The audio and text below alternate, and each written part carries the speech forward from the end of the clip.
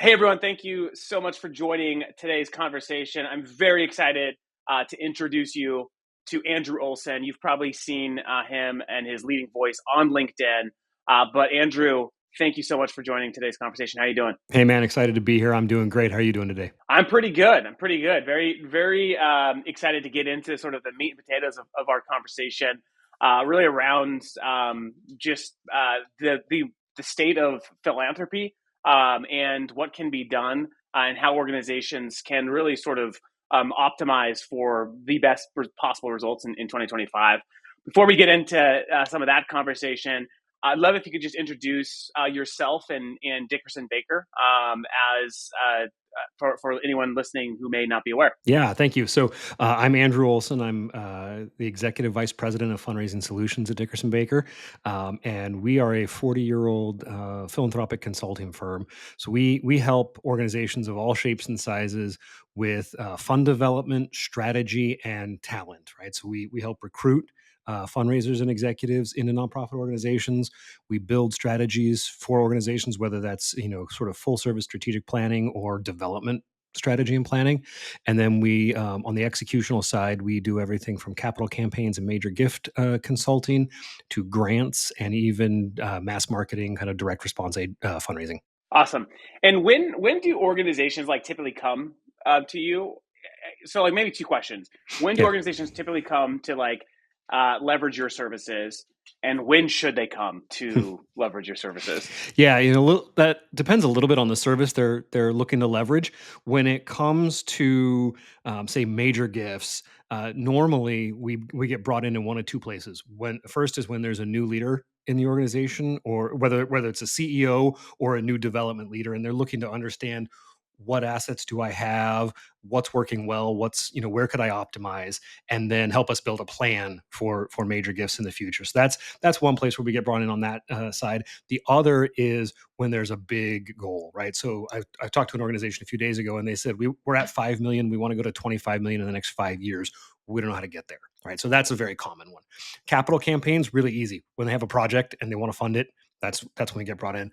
On the agency side, it's all over the map, right? Usually, it's an organization that's doing direct marketing already, wants to become more relational in their direct marketing, wants to focus more on high value audiences and challenge kind of the status quo of how direct response fundraising has been done in the past. That's usually when we get brought in.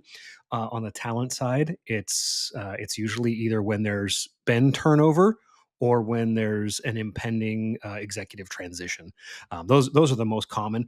I would say in all of those instances, we probably should be at the table a year ahead in most of the conversations, right? When people are just starting to think about something, that's when you really need a strategic thought partner at the table, whether it's a full service partnership or just a phone call to say, hey, we're thinking about this.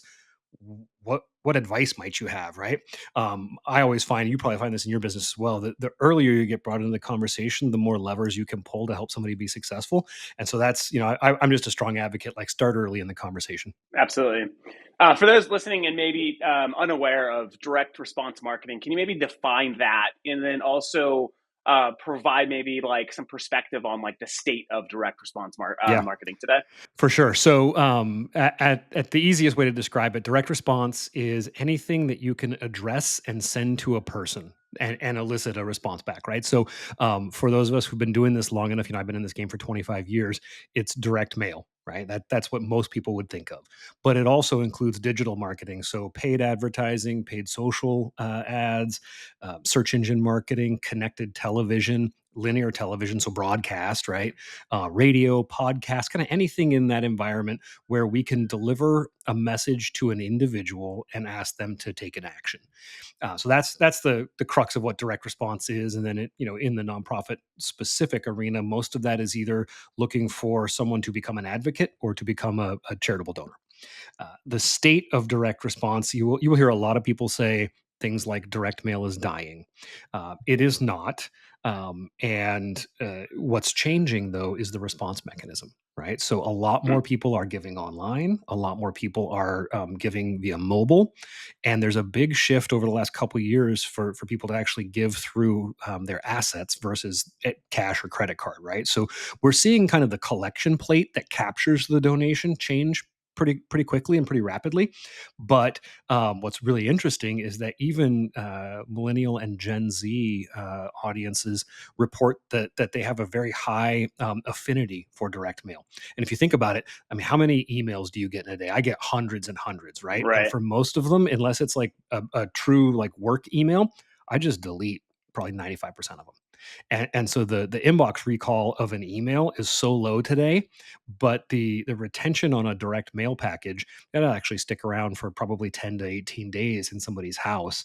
So there's actually quite a lot of value in something like that. But from our perspective, we look across the entire spectrum, and my personal perspective is use whatever channel gets the response, right? So wherever your Right. supporters are, if they're all on TikTok, you should be there. If they're all on Facebook, you should be there. If you have a highly mobile responsive audience, you better have SMS and MMS, dialed in, right? So it's more about being where your people are than anything else. And I would say the other thing from a sort of state of the industry right now, since January, we've seen a lot of fluctuation, right? I think that there's a lot contributing to that. There's the economic challenges, there's tariffs, there's inflation, there's the general like chaos after the election and sort of how the government has been operating, which is very different than I think any presidency that at least in my lifetime. And so what we're hearing from a lot of supporters is we're just not sure what's happening, and so we want to be cautious. I don't hear anybody saying we're not going to give or I refuse to give or anything like that, but I hear a lot of people saying I'm just going to wait a little bit and see what happens. We particularly are hearing that from people on fixed income, where they're the conversation is basically I'm not sure whether or not I have enough money next month to cover my costs, so I want to be cautious until I know that, and then if I have something left, I'll give. But we're also hearing high net worth individuals say we know the needs there, we've got the capital, and so we intend to give, and some are even saying we'll give more than we gave last year. Interesting. And for that category of donors, are they still from your understanding or research analysis? Are they still saying we're going to wait and see when we're going to give, or is it still a waiting game with that donor class as well, or what's the rub there? Yeah, so it is a little bit. So I've been talking to a lot of organizations lately, and many that have very large major donor programs, and we're hearing about a 50-50 split in the conversations that I've had of some of those high net worth individuals because, and it really a lot of this follows the stock market for these donors, right? So when the market is down considerably. You have a lot of those donors who say, "Well, wait a minute, I'm going to hold," and it's not a fear, right? What we more often than not, what we're hearing is if the market's down, this is an opportunity to capitalize. And so we may actually put more of our dollars into the market to buy low so that we can earn on the upside. And then, we'll give after that. It's much less about like, oh, there's fear in the marketplace. I Yeah, think fear kicks in as the income ranges go lower, right? yeah. Um, That's interesting because just to kind of piggyback on that, sort of like if you're using sort of the stock market sort of as a proxy here for like the major donor behaviors, right now, like if you look at sort of like the fear and greed index of the S&P 500, its greed is at an all-time high, meaning people are like more likely to invest in the market today because of the bottoming of from what like the tariffs have caused and so forth. So it's interesting sort of how that potentially has like a temporary pause on major gifts as a result of sort of that sort of calibration. yeah. And I could see that. I could see how that's related. Yeah, and then the other side of it though is we've talked to a lot of donors who had parked money in a donor advised fund several years ago, right? And for them, yes, the market is going to impact the value of that donor advised fund account, but it's not going to hit their wallets, right? That they've already received the tax write-off. That money is already gone. The emotional tie to it is much less so than it would be if it was in their own asset pool. And so for those people, it's more about being front and center and making the case, right? Because they can move that money very quickly relative to something that would be in their own assets. Yeah, and they're also, I mean, like there's been this sort of, I feel like an unfair calling out of like DAF holders to like deploy more funds because of USAID cuts and so forth. But actually, if you look at like DAFs compared to like major foundations, they're deploying at like 3 or 4x the rate as foundations. So they're already I think last year there was like 30+% deployment of funds that were in DAFs, which you top out at around 5% in the foundation world. So yeah, I think DAFs are interesting, which goes back to like something you said early on in like one of our meetings where you had said like 91% of wealth in the U.S. is tied up in assets and is not cash, not like highly liquid. So can you expand upon that a little bit more and why that's so important for fundraisers of at organizations of all sizes to like take notice and to pay attention to that? Yeah, so this data actually, it was shared with me by Dr. Russell James out of Texas Tech. I don't know if you've met Dr. James or not, but he's one of the most brilliant thinkers in our sector. And what he showed me was that yeah, a full 91% of all wealth in the U.S. is held in assets other than cash. And if you think about the average nonprofit, we ask donors to take one of two actions normally: write a check or give a credit card, right? And so the majority of, say, 1.5 million charities in the US are fighting over 9% of the pie. And, Yep. and we are wondering why we can barely make ends meet and make payroll every month, right? Whereas we've got these generous supporters who have so much more wealth. It's just in other vehicles, but no one largely asks for it, right? And so what we've really been pushing into is encouraging our clients and structuring the strategies that we bring to market to promote giving through donor advised fund, through a qualified distribution from a individual retirement account, from appreciated stock, from real estate, or even a bequest commitment, right? So those are the simplest of the asset categories to give.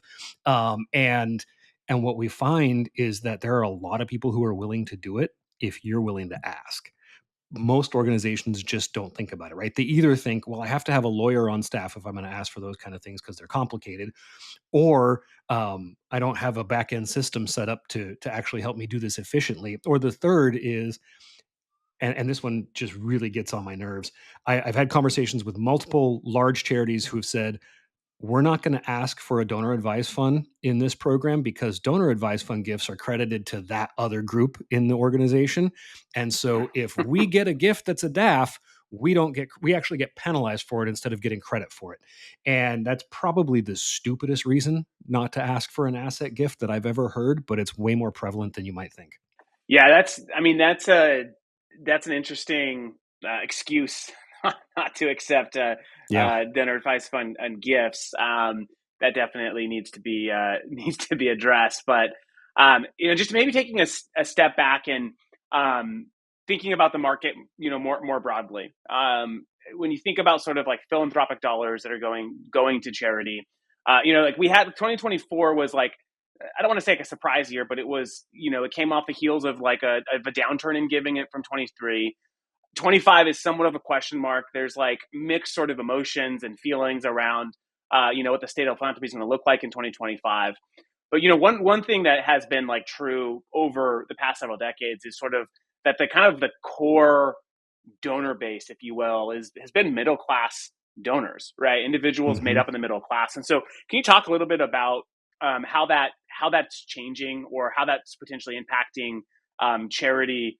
Maybe not necessarily in 2025, but over the next decade, can we still count on the middle class to be some of the most important donors, or are the tides changing in that regard? Yeah, so there's several layers to that, to the response on that. Pew Charitable Trust released a study, I believe it was late 2020, maybe December of 2020, and what they did was they looked at a 50-year snapshot of wealth in the U.S. And what they found was that the lowest class of income earners in the U.S. basically had no change in their income over 50 years. The highest small percent, 5%, 10% of earners had massive growth in their wealth over the 50 years. And the middle class had lost 49% of their wealth over that same time period.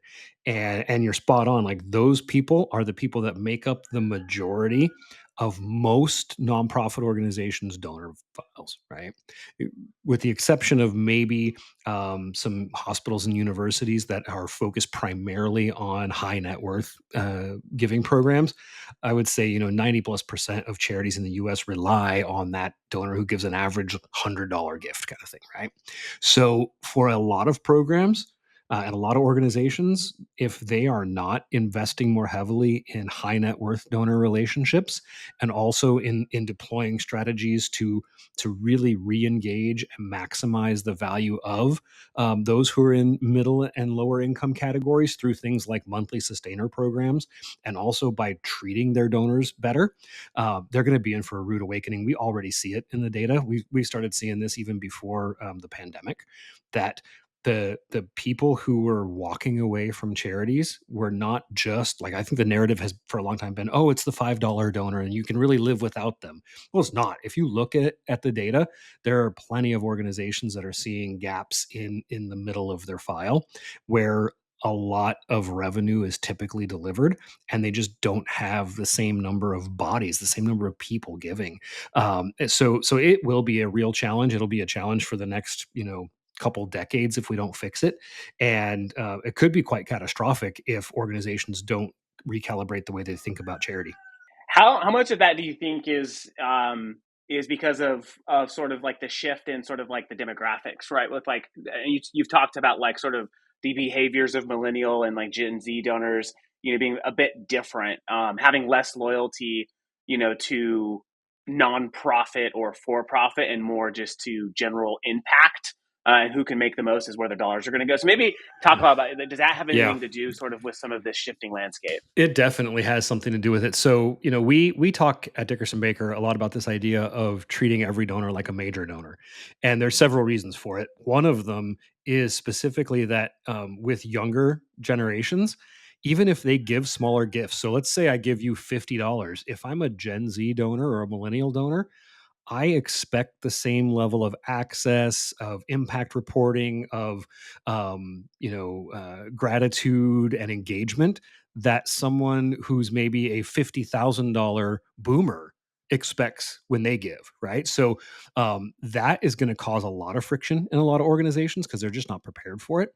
But I do think the other point that you made about sort of the loyalty piece, it's a real critical one. So there's a couple things going on there. First of all, what we see in the data is that the younger audiences are much more focused on the cause and the impact, much less so on the brand, right? So if you think about the greatest generation, boomers, even some Gen Xers, there's a lot more charitable brand loyalty. Right. If you gave to the VFW, it's because you were loyal to the VFW.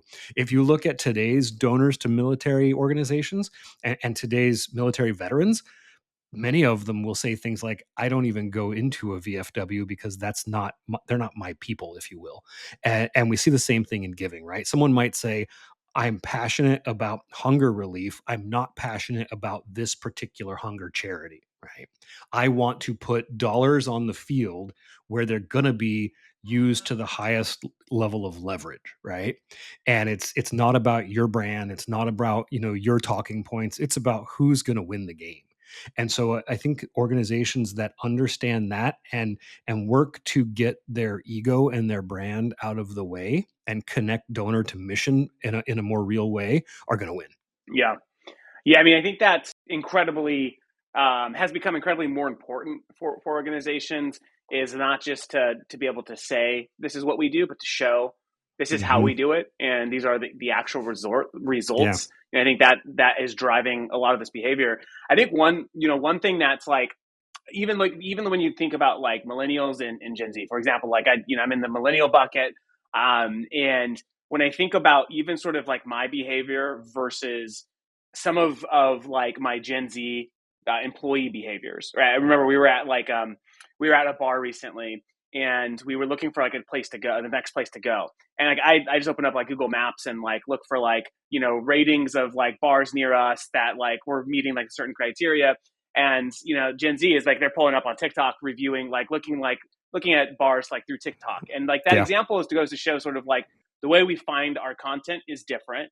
The way, you know, the way that we like vet something is going to be different. And why wouldn't that apply, you know, at the nonprofit level, and how the organization communicates its mission, its brand, and delivers its results, right? Like that absolutely. sort of is has become imperative for an organization surviving in the 21st century. Yeah, I mean, if you think about sort of the charitable watchdog groups, right? The groups where organizations say, "Oh, you got to have that logo on your website and on your newsletter, or people won't trust you." That's going to be they're going to be done in a decade, right? Because it's not going to be about does this organization give you the stamp of approval? Because the other thing, if you look at the Cone study on their annual study on trust, trust in organizations is way lower right now than it has been any other time in our lifetime, and trust in nonprofits is decreasing as well. Again, it goes back to do I trust the brand or do I trust the individual, right? So you know, if today you've got, you know, you're focusing on how many stars you can get on your, you know, charity navigator rating, there's a there's a storm coming and people are not going to care anymore about that, and they're going to say, wait a minute, who do I trust online? Who are the influencers that I follow? Who are the people that I feel connected to, whose perspective I want to hear? And I'm going to make my decision based on that, not based on whether or not you've got the Wise Giving Alliance logo on your website. Yeah.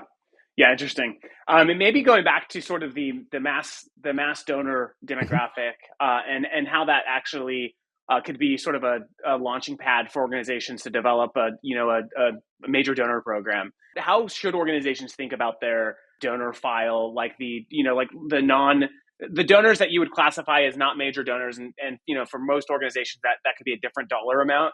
And so you have like your individuals that will probably give once a year, you know, call it like the annual fund Sure. type of donors.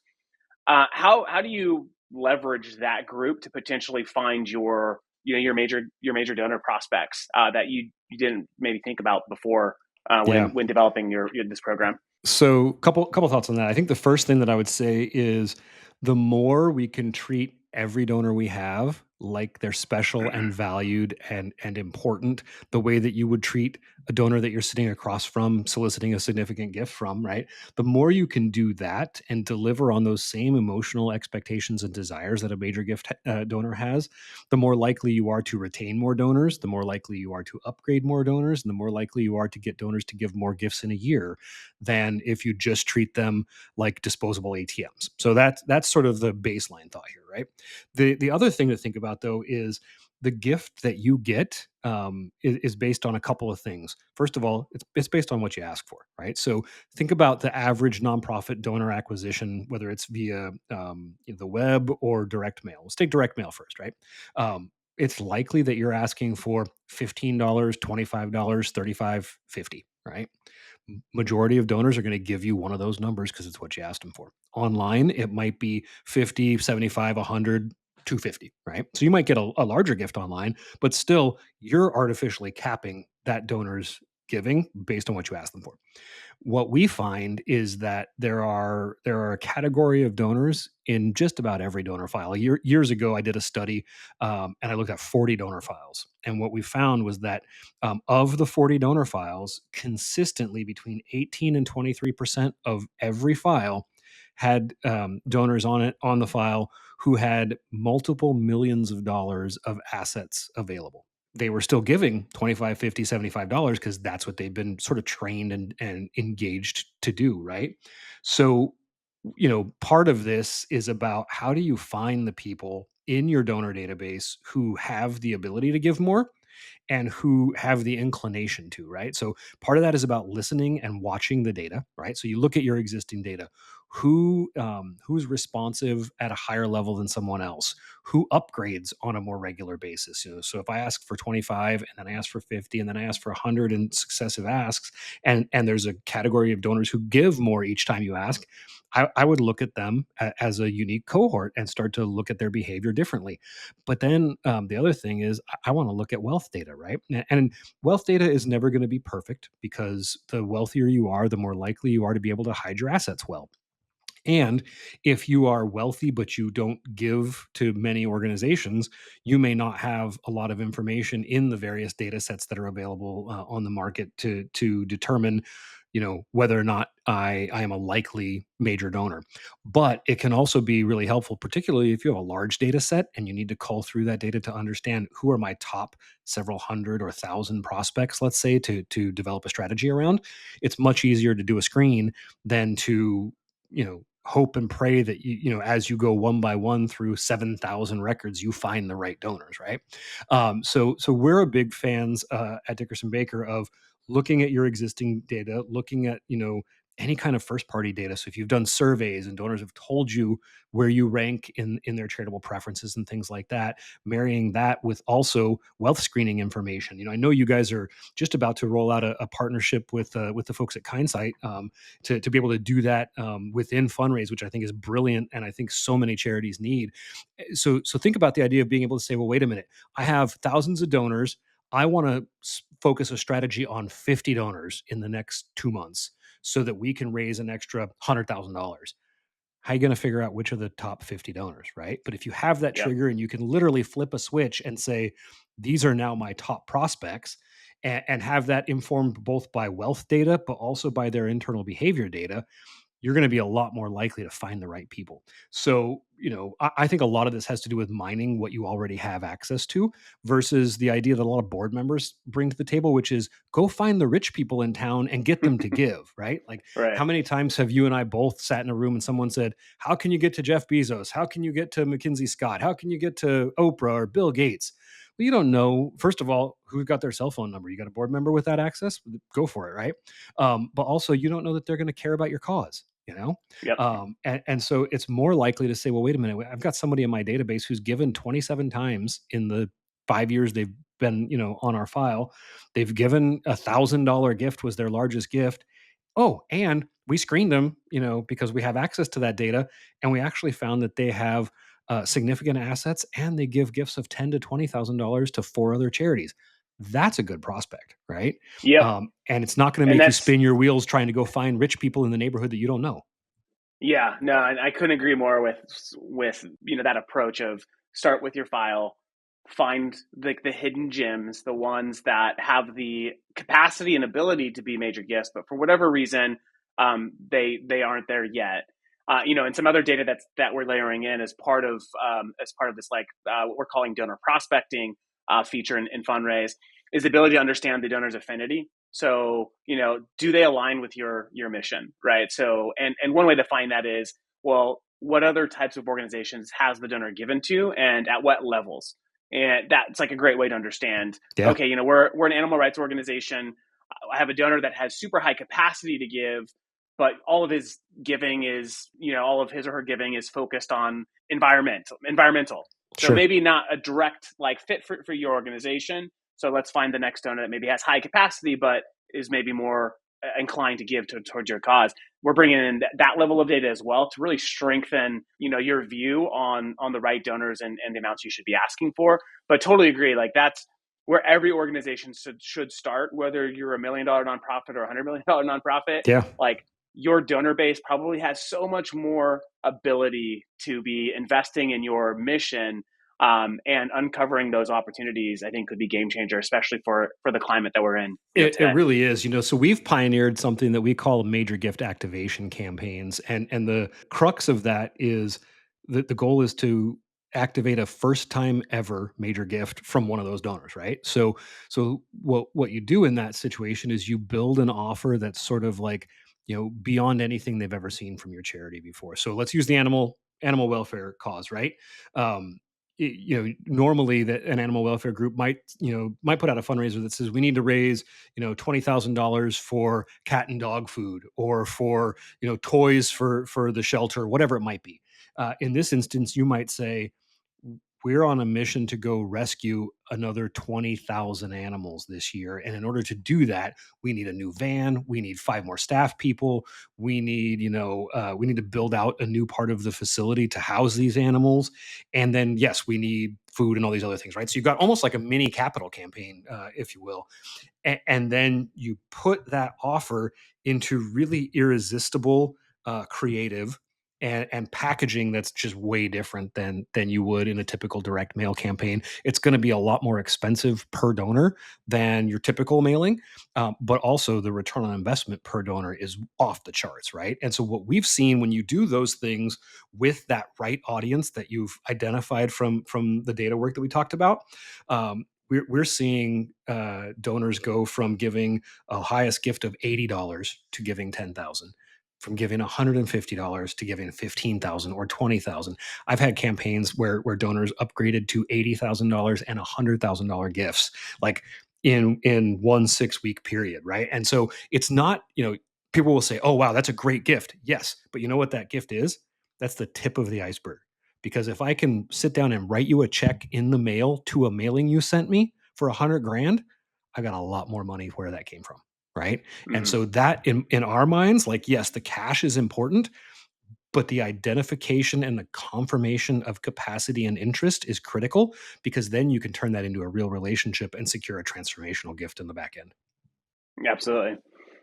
Speaking of transformational gifts, as we sort of kind of wrap up our conversation here, how do you see the market transforming?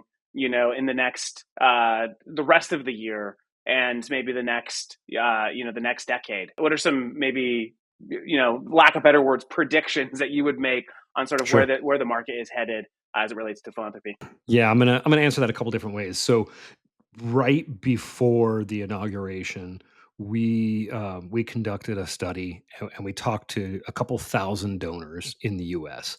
Most of them were mid-level or major donors to all sorts of different charities, and what we found was really interesting. About 15% of those donors said they were going to give less this year than they did last year. The other 85% said that they would either give the same amount or more in 2025. And many of them saying, even, yeah, inflation has hurt us, but it hasn't hurt us as much as it's hurt most of the rest of the country. So we know it's important to continue to give.